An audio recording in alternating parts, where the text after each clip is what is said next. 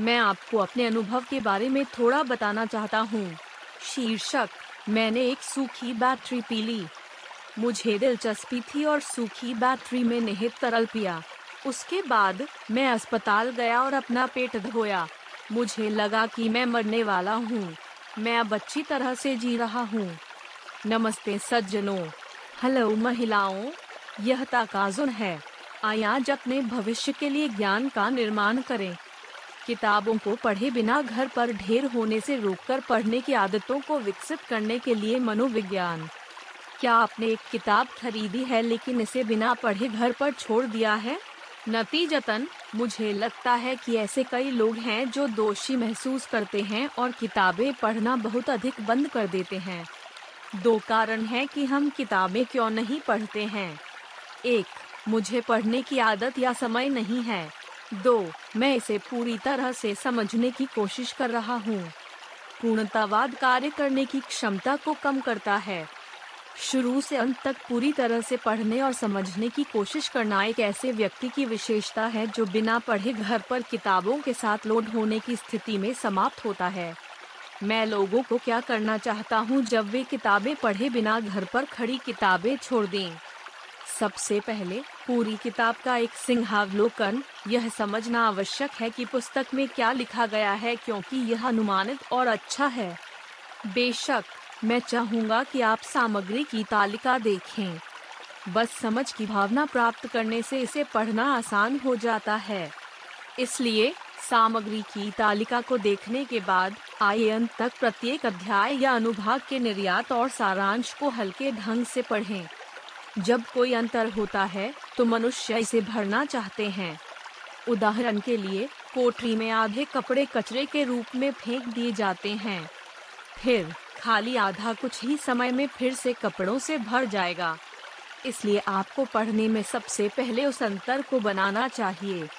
अंतराल और छेद होने पर आपको परेशान करने वाला मनोविज्ञान पढ़ने के लिए लागू होता है। जब आप कोई किताब पढ़ते हैं, तो उसे शुरू से ही अचानक न पढ़ें। यदि यह एक व्यावहारिक पुस्तक है, तो कई किताबें हैं जिनमें अध्याय के अंत में सारांश के 5 से 6 पृष्ठ हैं, लेकिन उस स्थिति में सारांश भाग पढ़ें। अपने सिर में एक छवि मानचित्र बनाएं जिसमें पुस्तक की सामग्री में अंतराल हो।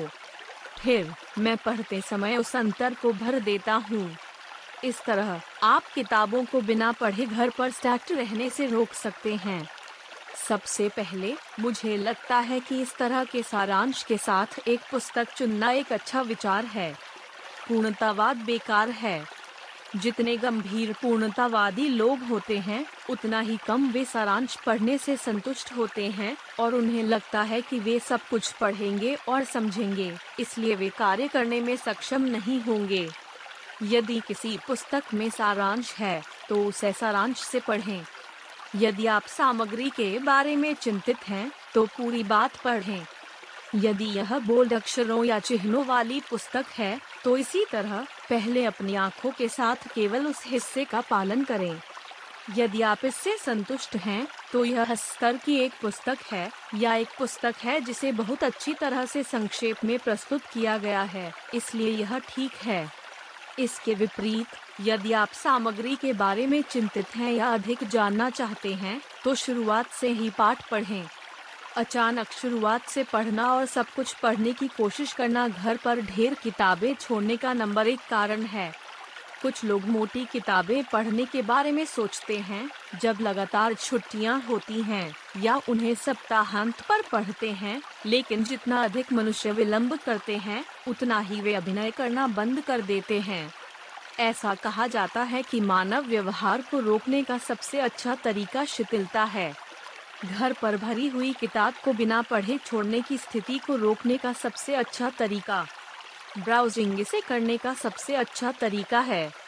बिना पढ़े घर पर भरी हुई किताबों को छोड़ने की स्थिति को रोकने के लिए अंक: यदि यह एक ऐसी पुस्तक है जिसमें कोई सारांश या जोड़ नहीं है, जैसे कि बोल्ड आदि, तो पहले प्रत्येक अध्याय की शुरुआत और अंत पढ़ें।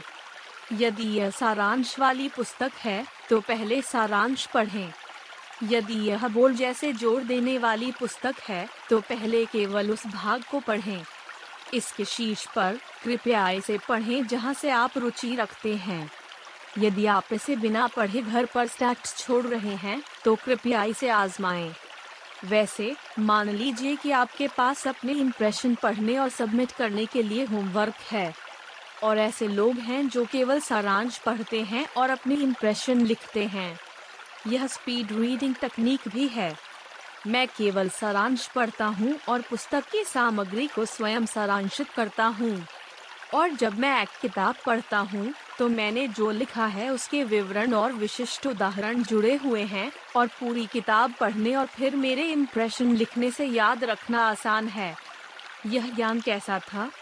यदि आपको यह उपयोगी लगता है, तो कृपया मुफ्त में पंजीकरण करें।